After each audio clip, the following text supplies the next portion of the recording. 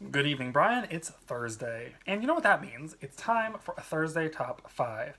But first, I want to show off one of my Christmas presents that I don't think I've specifically mentioned yet. I'm wearing it. This rad t-shirt is one of the gifts I got from Lulu. I hope that you recognize what the design is because you should, because Harry Potter is kind of the best book series ever, but if you don't, that's okay. It is a symbol of the Deathly Hallows, which are three mythical objects in the Harry Potter universe that actually play pretty heavily in the final plot of the series. So I just wanted to comment on that because I really like this shirt. It's really cool and nerdy and awesome, and it's also kind of nice because only people who are fans of Harry Potter will recognize it as a Harry Potter shirt, so I kind of like that inside thing for the community.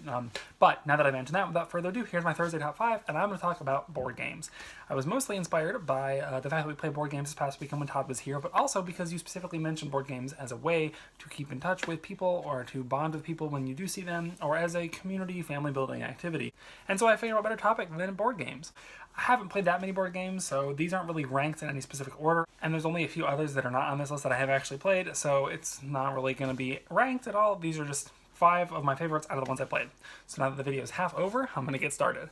The first one that I want to talk about, Brian, is Stone Age. This is one that I don't know that we played in person, but you and I and Todd have played a lot online together. This is a resource gathering turn-based game where you sort of have to allocate people between different zones on the board, and each zone gives you more things like resources or more people to use, etc., or more food. And it's really interesting because you have to gather resources, but at the same time you only have a certain number of people with which to gather things, and you also have to gather food. So sometimes it's good to get more people so that you can do more things, but then making people takes people. So you're like, well, is it worth it to miss a turn where I could get food to make another person? Like, it's complicated and it's fun, and I feel like it's more approachable than some more complex resource gathering games that are out there.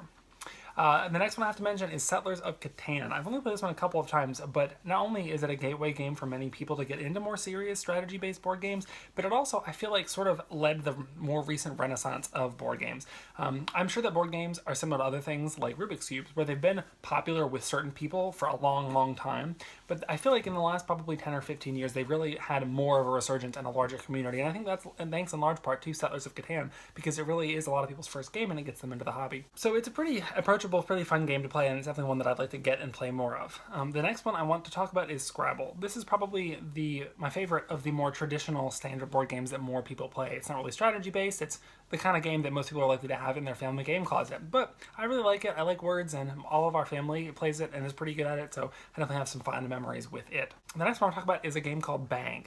It's a pretty quick, pretty easy to pick up game that's sort of card based but not quite, and it's turn-based, and it's very interesting. You go, certain people that play take on certain roles, and then based on those roles you have to try and find out what the roles of the other people are, and you play. But it also uses the spatial positioning of where people are in the room in the gameplay, which I think is really cool. It's a little bit hard to explain, but it's definitely a cheap, easy game to get, so it's probably one I'll get soon and that we can play soon. And finally, the last one I want to talk about, I think that's 5, is Betrayal at House on the Hill. I haven't actually played this one, but I've watched it be played and it looks really cool. You build the map as you play through the game, and then there's different things that can get triggered, different events in the game that can get triggered by the kinds of cards you get, and you have to sort of make plans with your teammates in the real world that affect the game that affect the world of the game, and it's just really interesting. There's also a lot of variability to it, so I feel like it's not ever going to be the same thing twice. So it's definitely another one that I would look out for. I think that's about all I have time for, Brian, because I spent a lot of time at the beginning talking about other things before I even got to the Thursday Top 5, but I hope you liked it. And what are some of your favorite board games, Brian? I'd love to hear. I look forward to seeing your video tomorrow, and have a good night.